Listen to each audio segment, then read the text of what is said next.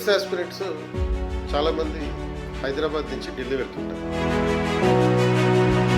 But Delhi students Hyderabad ఎందుకు రాకూడదు? ఇది సాధించడం నా లక్ష్యం. It's my oath in this vote of thanks that entire India will come to Hyderabad.